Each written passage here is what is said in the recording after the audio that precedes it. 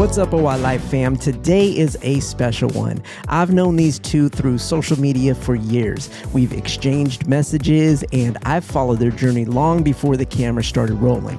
Now they're starring in their own TLC show that's inspiring everyone, not just the OI community. I'm talking about the incredible Jay and Pamela. They've lived through over 400 fractures combined. They roll with confidence, humor, and love, and today we're going behind the scenes of their lives, their relationship, and what it really means to live unbreakable with OI. Let's go. How you doing? What is going on? How are you? Good. How are you? Doing so great. I'm so happy to have you two be a part of the OILife channel and agree to come and be in the spotlight today with us because, it's been many years we've been connected, but now is the time to really, give you guys your shine here on the OILife channel and specifically, here within the OI community, because that's what it is all about here. First I want to just have you guys talk a little bit about just your personal journeys with OI. I know that the show is discussing it, but of course I can't go into too much detail like on the show. So I just want to just have each of you, just give me a little bit of background on your OI life specifically. Like, just give me, I like to call it the Fabulous Four, the OI Fab Four, which is basically like, how many fractures have you had, right? How many surgeries have you had? Do you have any hardware in your body? And then also like what your type is. So those are the Fab Four. So if each of you could run down that for us. Well, I have Osteogenesis Imperfecta type 3, diagnosed with type 2 when I was a baby, but as an adult, we discovered I have type 3. How many fractures I've had? Probably close to 200. My parents lost count because it was happening so often. And then I've never had any surgeries, which is, I guess, considered very rare, which is ironic because OI is rare too, but I've never had any surgeries. Interesting. Did I answer all your questions? I think that was it. We said type, we said fractures, we said surgeries. Oh, and yeah, you wouldn't have any hardware because you haven't had any surgeries. No hardware. Wow. Okay. Very interesting. Because, most type 3ers in the community all have some hardware. So, Jay, what's up with your Fab 4? All right. So I have Osteogenesis Imperfecta type 3 as well, and I've had over 200 fractures. My parents stopped keeping track too, honestly. And I have had surgeries. I've had about 20 something surgeries. So I have had a spinal fusion. I've had a lot of rotting in my legs, and so those are the where I have my hardware at. And yeah, I mean, when I was born, I had 6 broken bones. So, they definitely knew something was up. They took a little piece of skin from my foot and tested it and found out that I had OI type 3. However, my parents always knew that I was going to have some type of disability. Just at that time, doctors were guessing until I was born. And then they, of course, found out that I had osteogenesis imperfecta. Yeah. Type 3. Okay. And Pamela, did you get genetically tested too? Yes. So when I was still in my mom's womb, they did tell her that something was off, but they weren't sure what it was. And at the time, the doctors were very negative. Thankfully, my parents, didn't listen to them, and they're like, "Well, keep going with her." And then when I was born, uh, they treated me like an average baby, so they weren't as gentle as they could have if they would have known I had OI. I don't know how many fractures I had when I was born, but it was pretty rough because I was in the NICU for some time because of fractures and having trouble breathing because of rib fractures. And then when I was tested for OI, they got a piece of skin from my right upper arm. Yep. Well, that's good. Yeah. Thank you for sharing that, both of you. What can you tell me about just basically, how your understanding of really living with OI has evolved over the years for each of you? Well, living with OI, well, first, I am the only one in my family with OI. And in regards to, I was about, I think, kindergarten or so, or no, preschool age when I got my first wheelchair. But it did take a while for me to be able to sit up on my own. So a lot of physical therapy, to be able to keep up the balance, to be able to have a wheelchair. And then in kindergarten, that is when I received my first power chair. And I still had physical therapy up until high school. And then uh, I was about a preteen when I started permanganate, which is the bone infusion. I did that for like about 2 years, and that helped so much, to the point that I wasn't fracturing as often, and it was helping my chronic pain. And I was finally able to start being able to dress myself. And when I moved out on my own in my apartment when I was about 20, about to be 21 years old, um, I did have a caregiver. Like the caregiver was my mom, and then it was a friend, and so I had to get a caregiver at the time because I wasn't able to like bathe myself and things like that. But with a lot of like testing out different like shower benches and things like that, I was able to eventually figure out being able to be more independent. So now I don't need a caregiver, which is, I know it's a privilege to be able to be that independent with OI. So, yeah, I Yeah. am now able to manage a lot on my own. That's fantastic. Yeah, that's great growth throughout the years and really seeing the independence start throughout the time with OI, because that is a big concern within the community, and especially with the wires with, the more severe types for sure. How about you, Jay? Like, what has your trajectory been with, really, understanding about living with OI and getting into the independence? Yeah, I mean, growing up, I've always been very privileged that my parents have been huge advocates for me and just the care that I've received, even as an adolescent. So, growing up, I got my first power chair in kindergarten, and then just like her, I had my first manual chair when I was like preschool age. So, a similar journey in that regard. And, my parents raised me in a way of like to say that I'm just like everybody else kind of thing. So they didn't treat me much different than anybody. I mean, they were cautious, of course, just because obviously like I break easily and I had different things that I had to go through. But they didn't let that like hinder me as far as my development and things like that. I didn't know anybody really with OI. My mom, she did try to get me around like other kids that had OI, but I guess like a kid, I wasn't all that interested and like, mom, why are you trying to push me to hang out with these other kids? That I don't know.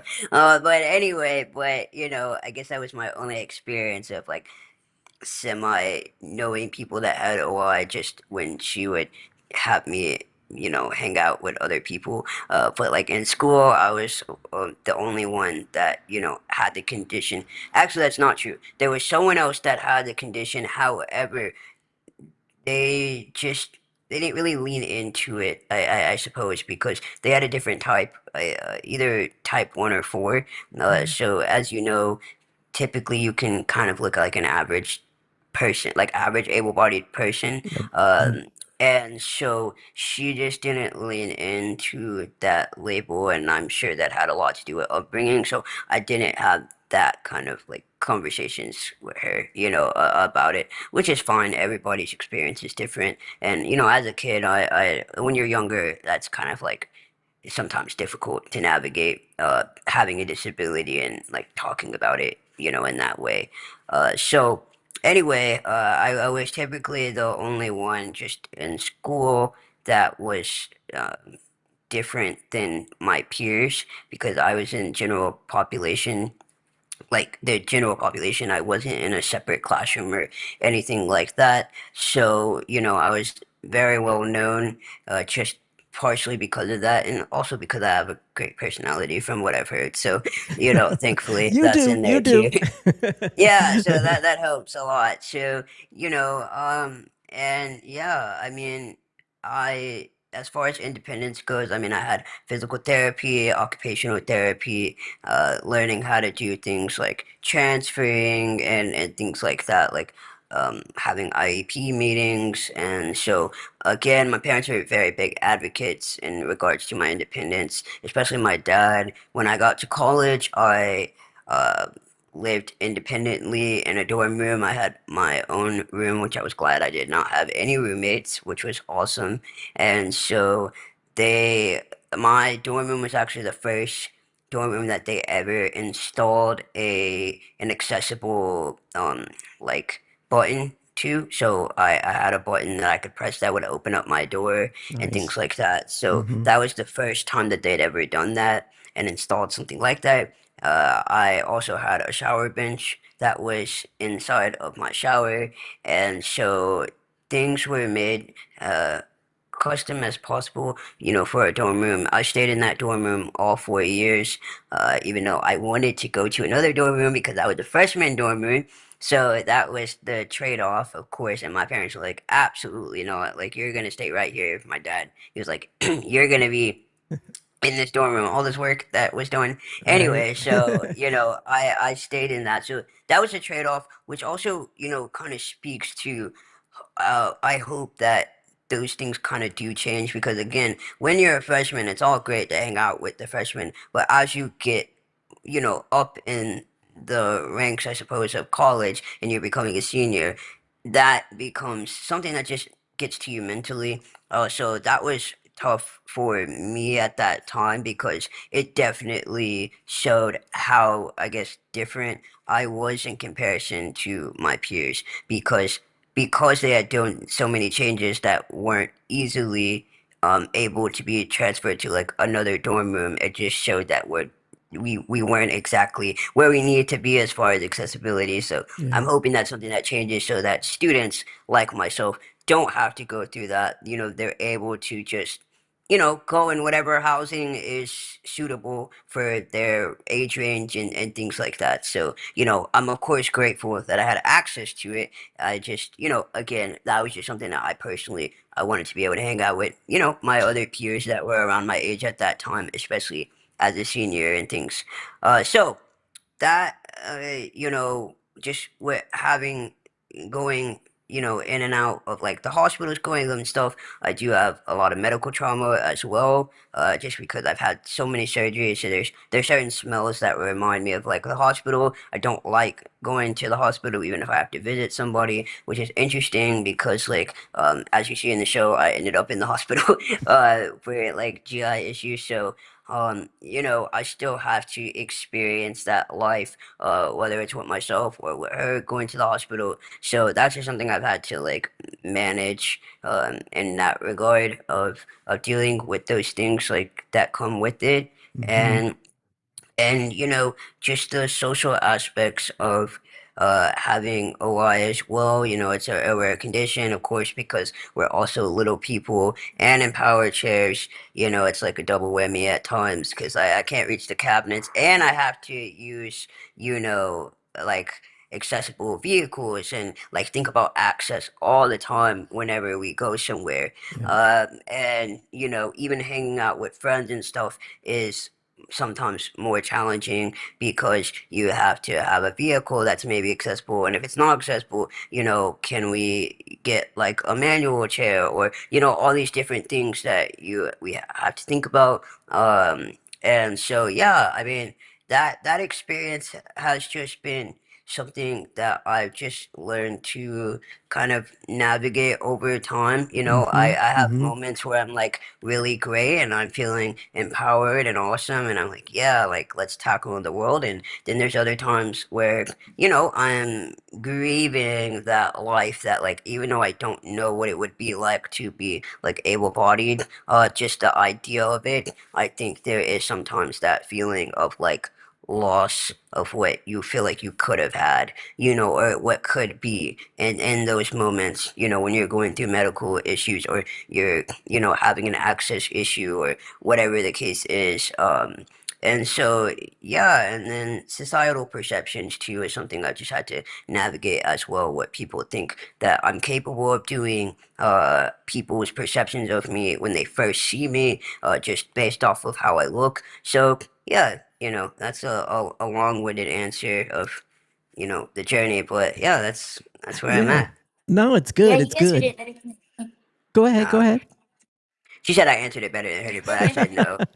No, you guys have great answers. No, it's great to hear about this because many OIers may, people that come upon this video, this may be the first time they're hearing about OI. They always, will more than likely find my channel, which is great. So this is all an educational piece, also for maybe families or other OIers that come in and have those questions and don't realize, or that they don't realize that other people experience the same things.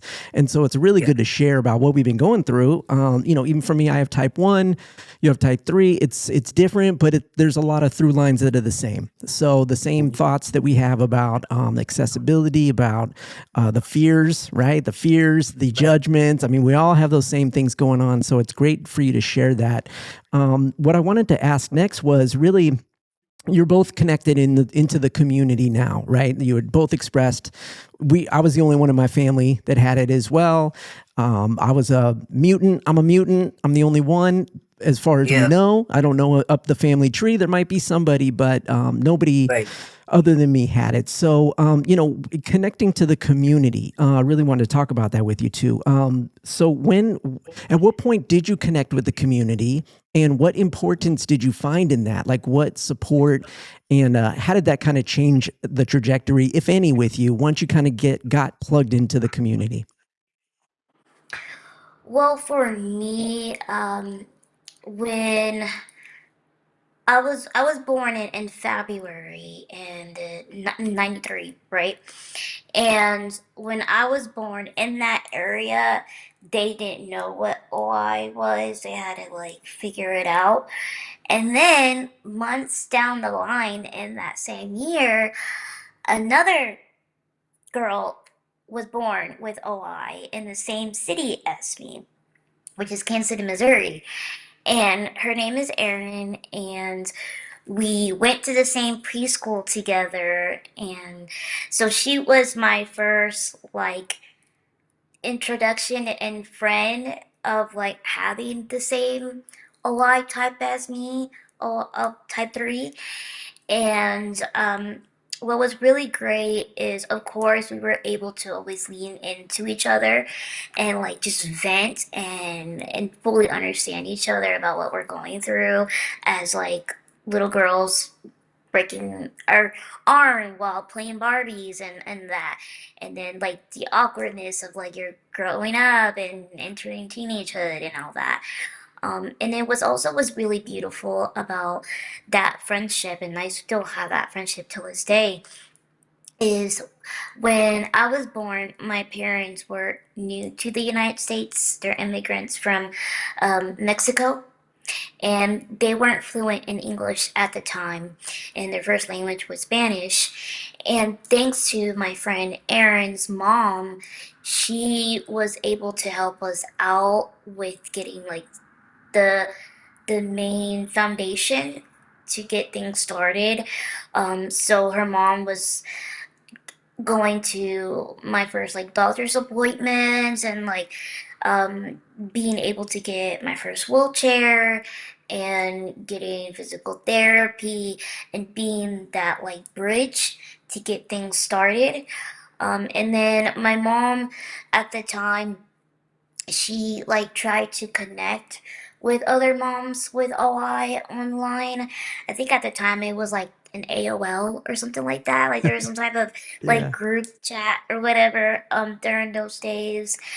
And then once I got into like middle school and high school, um, my friend and I, we were still friends, but we were also living in completely different lives at the same time.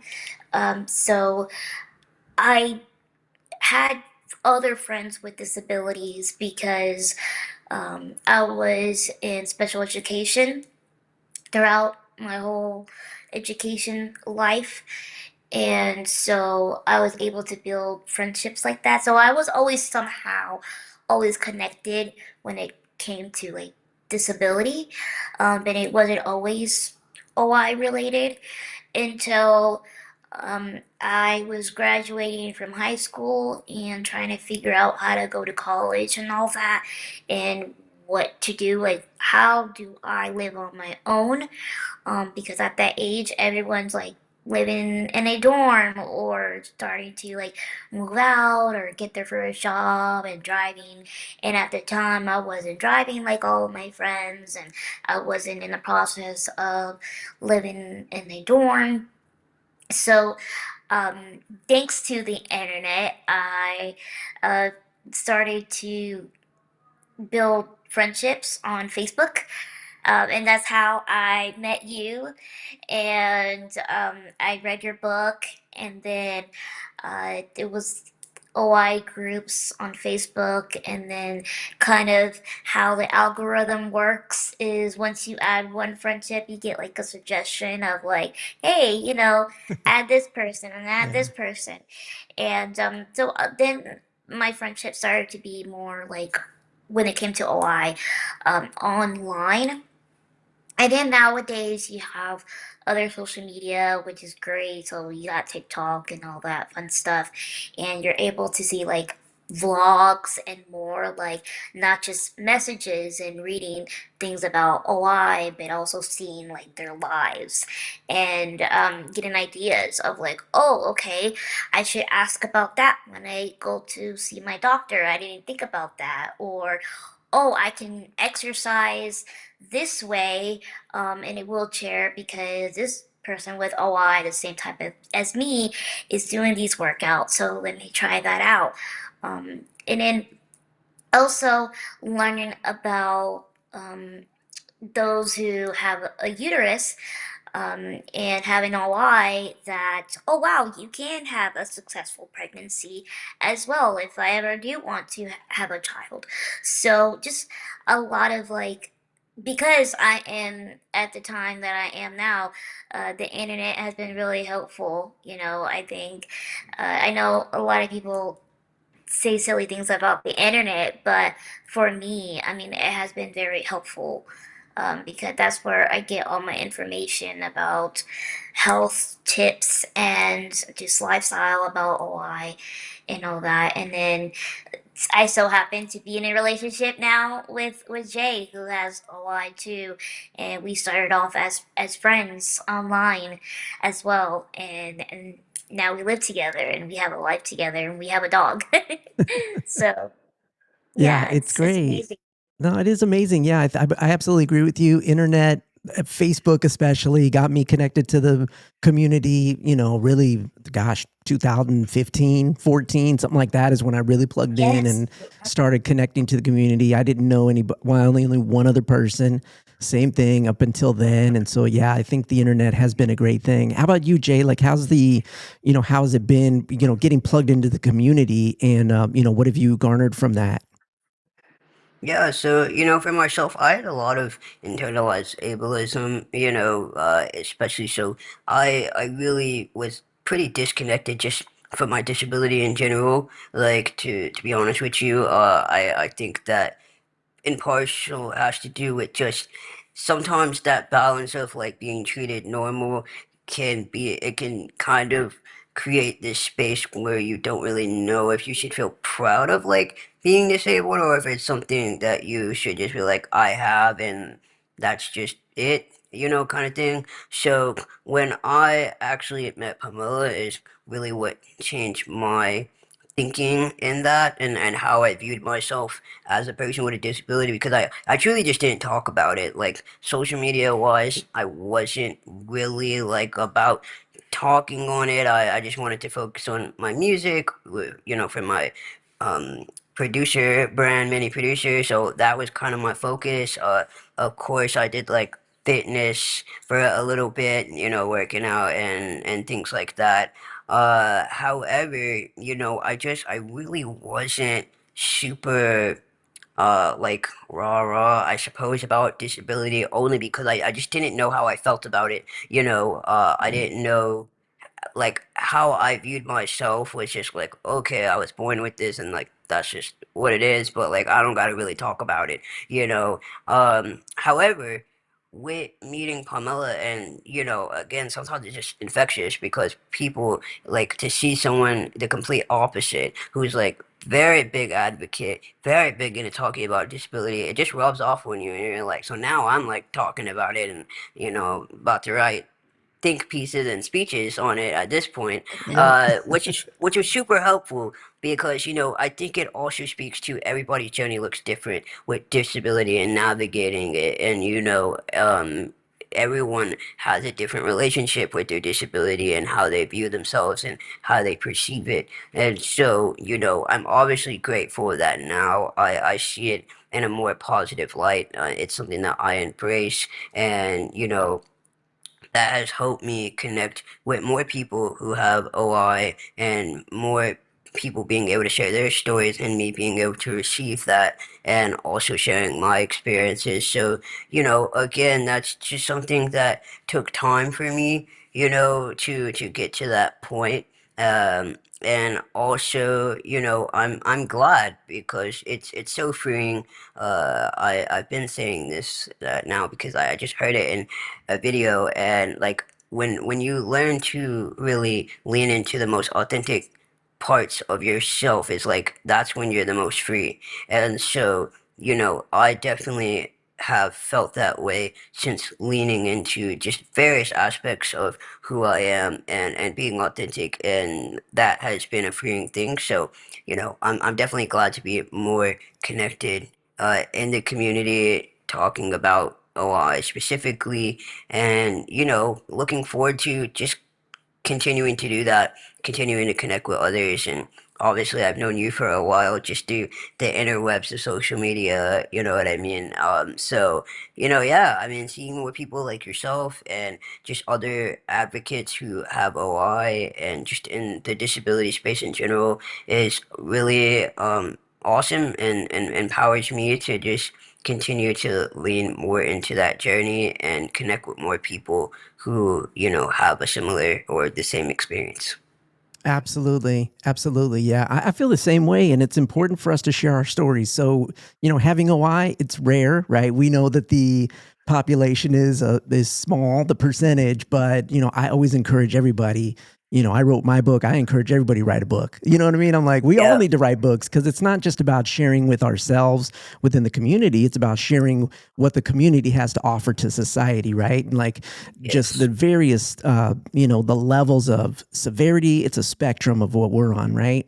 So it's like we Yes. all want to share our stories and all how we've, accomplished really embracing the disability, how we think about it, like how you're saying. We all go through that journey of learning what the disability means to us, and it's important that Right. we document that. And I think it's good to share the stories, just as you are now with the show. So before I move on to the show, though, I do want to talk about this because I'm all about this fitness, right? So we're gonna Yeah. talk about it.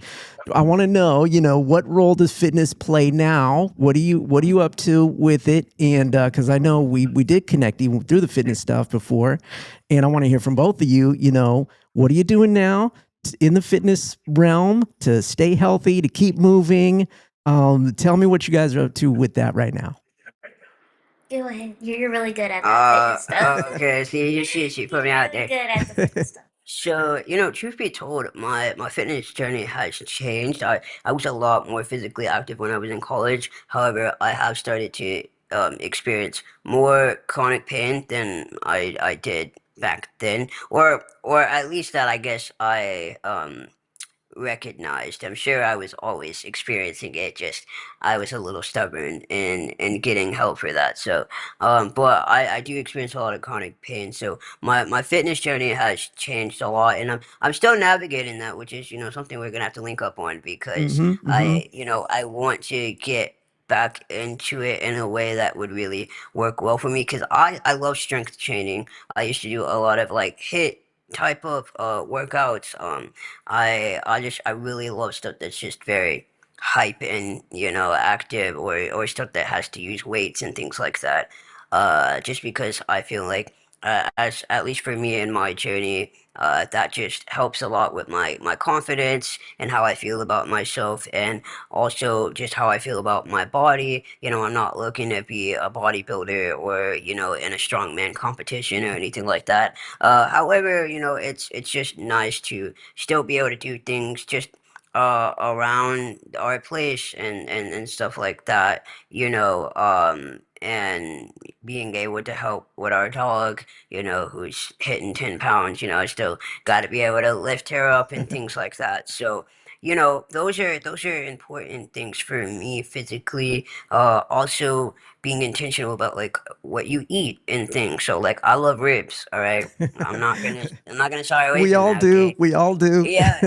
Listen, okay. So, however, a big thing for me is intention, right? So, intention is like what you're eating, what food are you putting into your body? What things are you consuming?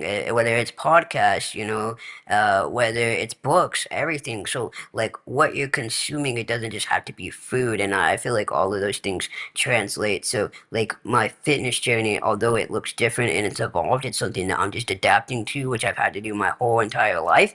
And so, yeah, I love working out. It's actually, that's something I'm like, we're gonna lock in. And it's so funny. I think it's interesting, like when you have friends, or people that that do certain things, but then you're like, I don't know if I should reach out to them about these things, because you're just like, I know them. It's not like you're some stranger on the internet. And I'm like, hey, Right. so, but now that we're doing this, now it's pushing me that I'm gonna be hitting you up and be like, all right, like, can we figure out a plan? Now it's happening. Because I really want to get back into it, because when I was working out, back in the day, like I was very consistent going to the gym, and like I said, I used weights and things like that, and I love working out, like He personally. does, yeah. That's Yeah. that's my thing. Like I feel good when I work out. I like it. It's not even to have some kind of goal necessarily of like losing weight or anything like that. I love how I feel. I love how I feel when I work out, and I just want to navigate it in a way that works well, especially with the chronic pain that I deal with. But I know that I would just feel better, like mentally, being in that space and like working out. So Absolutely. Yeah. It's that's all what about I'm doing. longevity. It's about longevity at Yeah. this point, maintenance, having Mhm. Yes. consistency. Because, what historically with OI, especially type 3, like lifespan is always said to be less years, right? But it's like we want to Yeah. extend that. We want to live long, happy lives. Exactly. So we need to be healthy no matter what type we have. So, yeah, let's lock in and make it happen.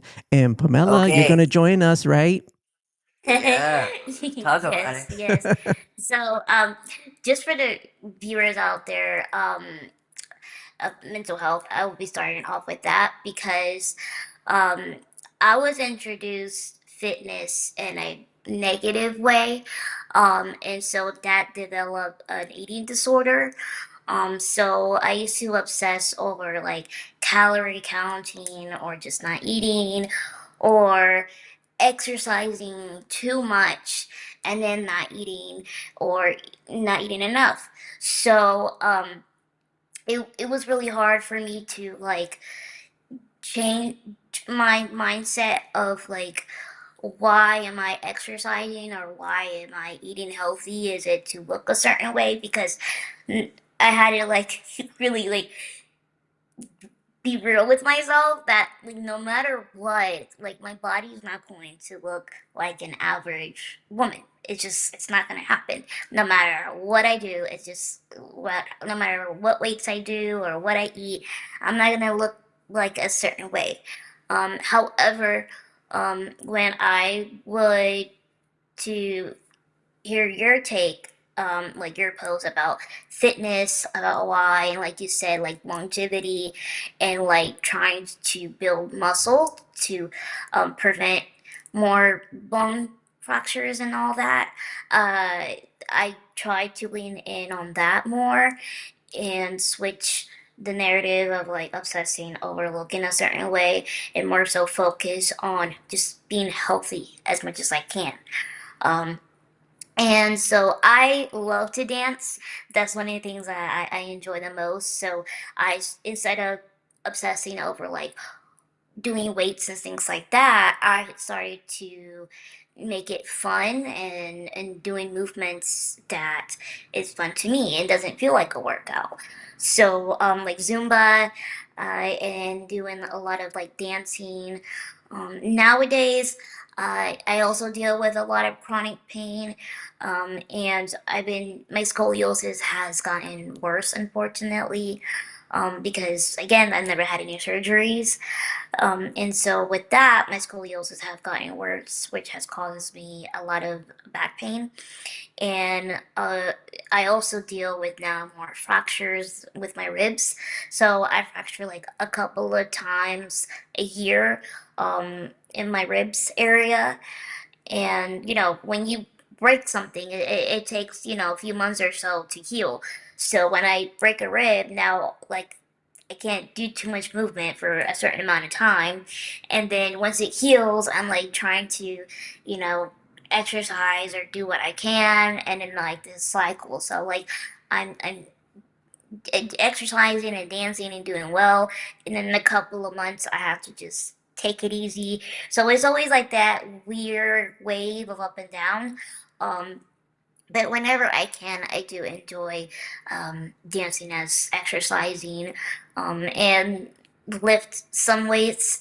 I can only do like 1 pound weights at this time, but that's okay too. Like exercising looks different for everyone. You don't have to, like he said, be a bodybuilder or anything like that. My goal also is to hopefully take swimming classes at some point, because I love the water. When I was a kid, I do remember enjoying water therapy. So I just need to find like a good like swimming coach that will be able to make sure I'm safe with OI and all that, and swimming. So that's another goal of mine in getting into working out is swimming classes. That is fantastic. Yeah, and it is all about like learning to just be more mobile throughout your day. Like you were talking about where it's like just being able to do stuff that you maybe couldn't do before, just Mhm. around the house. I mean, that's really like when I start working with fellow OIers, that's what it's all about. It's like we're just, we're working with what you need to accomplish to feel stronger, feel more mobile, more balanced. All that stuff comes into play. Talk to us a little bit about how the opportunity for this amazing show came with TLC. Okay, so we were reached out to by someone I actually was reached out to on my Instagram shortly after I got back from going to Coachella, which was like wild. Anyway, so and then I got that message, and I always joke that I'm glad it came to me because Pamela would have deleted it, and she would have thought it was a scam, and then she would have told me after the fact, and I would have been like, "What? What? Why would you delete it? Why?" Who was the person? She would have forgotten who the person was. Like it would have just been a whole mess. So thankfully that message came to me. Goodness. And so then that individual, connected us with the production company that we are, use now, which is Jarrett Creative. And then one thing led to another, and now we got this whole show, and it's a great ride, though. I mean, this has been such an amazing experience. Like, who would have thought that two people like us out of the billions of people on earth would end up having a reality show to like actually highlight and put OI in the forefront and so many other conversations and things like that out there. That's incredible. I would not have counted on that at all.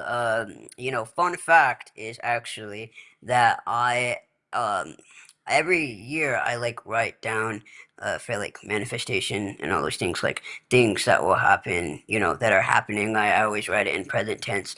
And one of the things that I had written down was that I we would have a TLC show. Now this was prior to getting reached out to or anything. Like and I said we're gonna have a TLC show. I was very specific about what kind of show it would be, and the fact that it has turned out to be that way. Like essentially, I said it was going to be positive. It wasn't, it was going to be just a good, authentic representation. Because when you're manifesting, you got to be specific. Because sometimes, Yes. you don't get specific. You may Yeah, not like get. what type of show? Yeah, exactly. Right. So it was just it blew my mind when it happened, and I was like, oh my gosh, Yeah, it was like very I was like, trippy. I'm gonna start writing more stuff down I because saw like the and everything, and I'm like, wow, it really did happen. yeah, so it was just wild, that it all came to be, but we're very grateful and, just happy to be here, honestly. It is so amazing. I love to see it. And so, viewers, anybody watching, understand that your words are powerful. All right, and you Yes, can make things happen with the way that definitely. you think about things and what you're talking about. So it's a thing I like to talk about too. So I appreciate you Exactly. telling us the story of how you wrote it down because that's an important piece of that. Yes, yes. Now Very, tell very me, happy about that. what's the biggest thing that you hope viewers are going to take away from this show? My personal hope is that people just lean into authenticity. That has been my biggest word. Like I feel like overall, even if you don't have OI, even if you don't have a disability or whatever, you don't have to necessarily be us to connect and resonate. I just really hope that people lean more into their authentic selves and whatever that looks like because that is just such a freeing thing.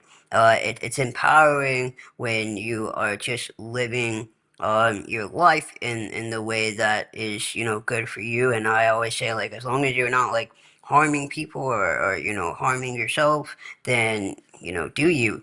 That's what I hope personally that people get from this is like just to do you. Like we are definitely when you're watching the show, we're doing us. We're very much ourselves, and talking about things and all that kind of stuff. So I just really hope that people get that. Like, just be you. People are gonna say whatever they want to say. People are gonna be talking, and you just gotta live your life. Like, no matter what. Like, just lean into who you are.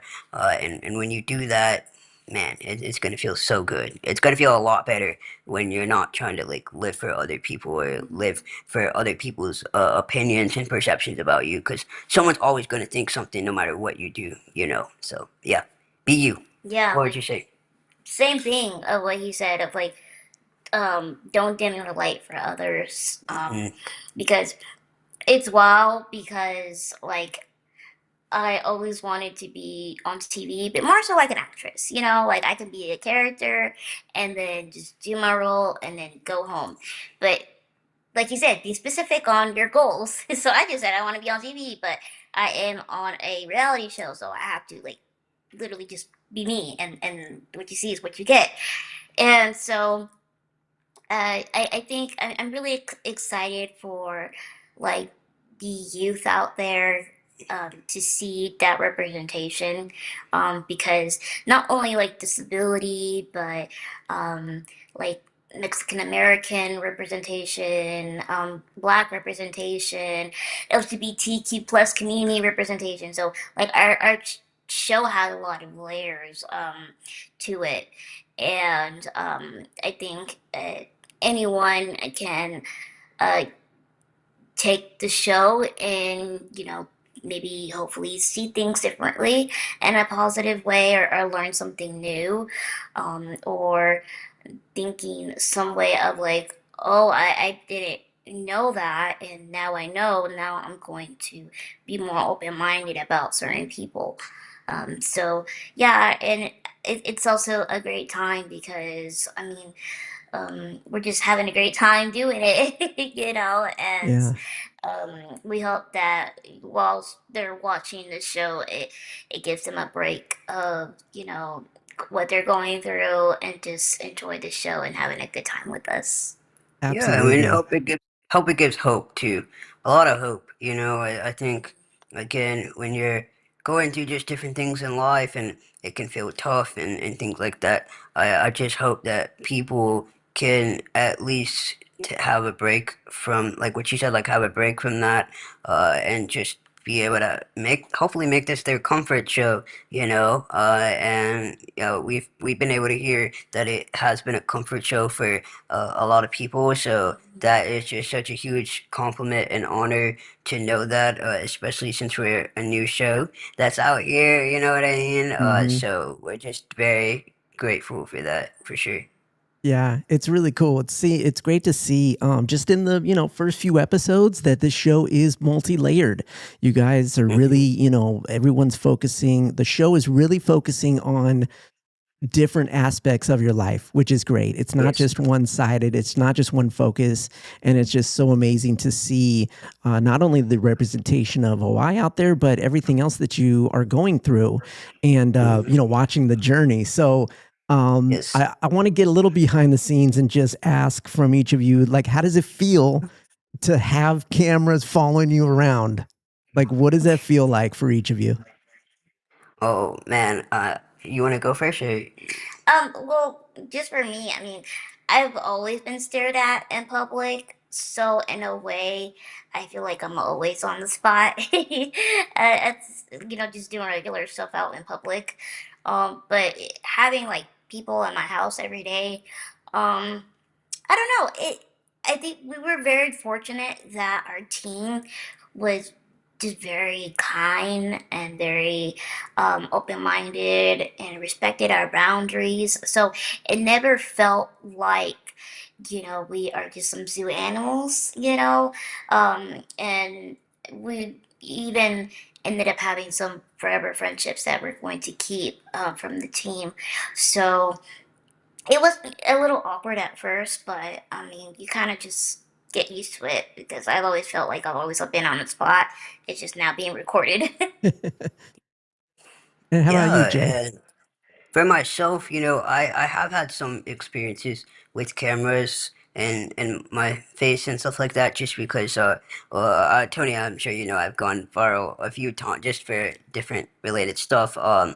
So I have experienced having cameras in my face for certain things. This was a different experience for sure, because it's definitely more consistent and just kind of a everyday type situation. So that took a little bit of it took a little bit of getting used to. However, as she mentioned, our team was actually really amazing, which I was actually excited about because this is our first time being in the reality television space.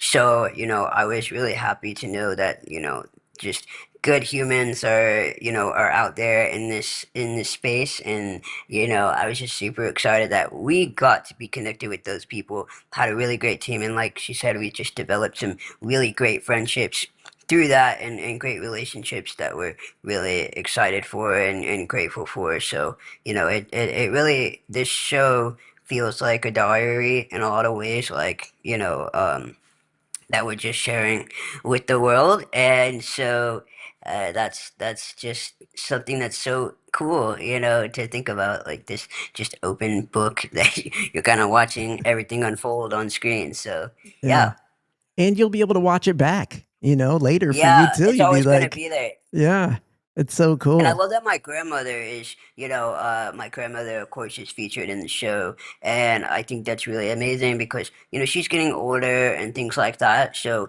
that kind of memory is always going to be there. And I feel like it's very special. Same thing with my parents. Like, everyone's getting older. Shoot, I'm getting older, However, it's like really nice to have like my parents and my grandmother featured in the show, just because I'll always have that throughout time as just like something to remember and view back and know that that was like a part of my life. And the friends that we have incorporated into the show that you've been able to see so far, like Ben and Lauren and things like that. So it's really incredible to bring people along with us in this journey, and that will continue to have along the journey as we continue to just do this experience. So it's really exciting, and then of course doing it together makes it a lot better because it's much easier to have someone else with you while you're having all these cameras in your face than doing it by yourself, which is something that I've been used to. So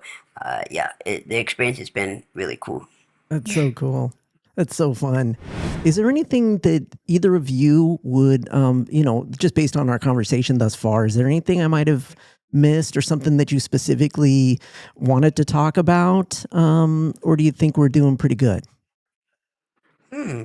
I think something I would like to talk about is just like intersectionality of our experiences. So of course, like cultural aspects and things like that. As for Pamela, as we had talked about earlier, with her not having a lot of medical intervention, came from her family not being fluent in like English, so that changed a lot of things with the dynamics of doctors and having certain conversations. And of course, if you have like a translator and stuff like that, can probably add to making stuff sound even more scary. So there's also, I just wanted to mention, not to speak for you, Yeah, no, I but wanted to say like there is a lot of intersectionality that can affect different people's experiences when it comes to access and getting medical care, and just their social interactions with people as well, and things like that. So I did want to say that, like, that intersectionality, your experience can be very different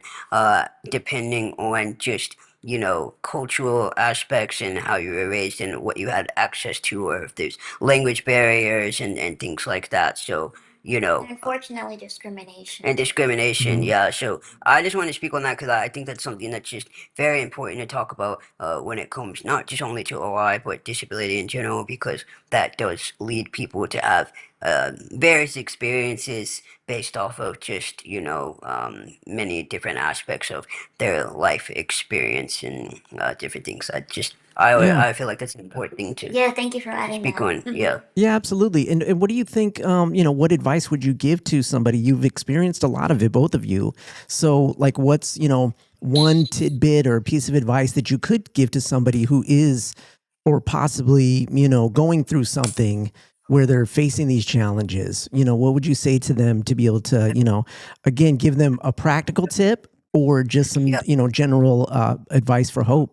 Well, when it comes to medical, is if you can, always have a way to document your appointments, rather writing things down, or if you can have someone come with you, um, if you're, privileged to do so. And also, I know that sometimes, like, we see doctors as like they know everything, and they do because, in a lot of ways, because they've done school for so long. But you are the expert of your own body. And sometimes you do know more than a doctor at times, especially when it comes to OI. So, like, I can tell right away when I break a bone. And sometimes doctors are like, oh, I don't think it's a broken bone. And sometimes it doesn't show on an x ray right away. And then eventually does. And they're like, oh, wow, what is broken? And I'm like, yeah, I told you that a month ago. So just be sure to keep advocating for yourself. And I know it's very tiring, and it can be very frustrating, and with that, but just keep your head high when it comes to doctor's appointments. um, and uh, just build your own community and support team, whoever that is, and that will be also there for you when things are challenging and you are experiencing discrimination and things like that, and also know your rights as well. Yeah, and I would just add to that to say, give yourself grace too. I I think that like a lot of times we can just be hard on ourselves, when maybe we didn't advocate for ourselves that day in the way that we could have, or we didn't say the thing that, we wanted to say and it just didn't come out, or it didn't come out in the way that we wanted to, or whatever the case is. And just giving yourself grace will just help along that journey because again, we're all new to this life in a way, and we're all just learning things as we go. So yeah, just give yourself grace. Don't be too hard on yourself with things, and as she said, if you are able to build a support system, as I know everyone doesn't have the privilege of having a support system for various reasons. However, if you are able to, whether that's online or in person or whatever that looks like, trying to build that sense of community because it really can make a huge difference when you have the right people around you to support you on your journey. Yeah, because I've struggled with that a lot too. Of sometimes I've had some doctors like make me feel like very uncomfortable and unsafe. And yeah, I have shut down before and I didn't get to say what I needed to say. And like I was really like upset with myself. But then I'm like, oh yeah, like I was 15 years old at that time. Like of course I wasn't, in that mindset to defend myself. So like you said, yeah, give yourself grace. Fantastic. Yeah, I think, let's end it on this. What is, one thing that you want to tell an OIer that's watching right now, specifically an OIer? It could be maybe someone that's younger, someone that's older, or just someone in the community. What's one thing that you would want to tell directly to someone with OI right now? Ooh. Um, Something that I struggled throughout my life is feeling like a burden. And so I I know that sometimes at many points we do feel that way, whether people say it to us or they say it unintentionally. Um, and so just always try to remember that you're not a burden and people there are people that you can find that do want to be with you and support you and yeah, like you're not a burden. Yeah, pretty much. Yeah, and I would say just be kind to yourself, and be kind to your body, and understand that even in those times where you're having tough moments, that it's okay to have those grieving moments. You don't always have to be positive. You don't have to be, just all the time like super, oh, everything's gonna be okay. It's okay to lean into those feelings. Don't sit in it for too long. Try not to sit in it for too long. However, just being kind to yourself and knowing that it is okay to feel those feelings. It's a natural thing, especially when you're going through, maybe a tough time, or maybe you're, someone that has more a severe type and you're breaking stuff back to back. That is very frustrating. And, if you're dealing with ableism or you're dealing with inaccessibility somewhere or whatever in your life, it's okay to feel those feelings of frustration or feeling discouraged. Just know that it's okay to feel that way. Essentially, like it's all right to feel that way, but be kind to yourself, and you know know that a lot of times, even when you feel alone, there's someone out there that you'll be able to connect with. And I really wish that for everyone. I hope that they get to connect with someone who really understands them, and that they have that, because it definitely helps. So that's what I would say. Mm-hmm. Fantastic. Well, I hope that people are connecting right now through this interview, through this time that we've spent together. We could Yes. talk for 8 hours. I could just sit here with y'all and Yes. just Yeah, this chat is it up, Yes. but So we good. can't do it. I know you've got to get to your people. You've got things to Yeah. do All the and people. people to see. Yes. No, this I was wonderful though. Yes, thank you for having us. yeah, I And really appreciate you being here. yeah, thank you for even supporting us and inviting us to your podcast, because we've also been a supporter of you. So it's really cool that, we got each other's back through this. Yeah, Definitely. absolutely. Yeah, we got to always support each other. That's a big thing that I'm always an advocate for within the community is, that's why we're spotlighting OIers. No matter what we've got going Yes. on, we got to uplift each other because that's how we make the voice stronger in society, right? So Exactly. that's what it's about. So I really appreciate you being here. Tell us really quickly and tell the viewers where they see the show, what day, what time, give all that info. All right, so you can check it out every single Tuesday, 10 p.m. Eastern Standard Time, 9 p.m. Central, and be sure to check it out on TLC. You can watch it on TLC. You can check it out on Max next day on Wednesdays. It's on Discovery Plus. You can get it on Philo, Amazon Prime. You can get Hulu. Yeah, listen, we're everywhere, honestly. TLC Go. TLC Go, yeah. So And it's our names, Jay and Pamela. Jay Pamela, That's it. That's and the you title. can check it out on YouTube TV as well. So you have a lot of options. Okay, that's what I'm trying to tell you. Oh, you have a lot of options. Jay Pamela, it's the show to watch. Super exciting stuff. That's why we're glad it's our name because it's just like Really easy. yeah, really Easy easy to to remember. remember. Exactly. You don't have to Yeah. think too much about it. So yeah, be sure to check it out. And yeah, we're excited. It's so cool. Yeah, and then, but I guess by the time this episode comes out, this podcast, it'll be halfway through the season.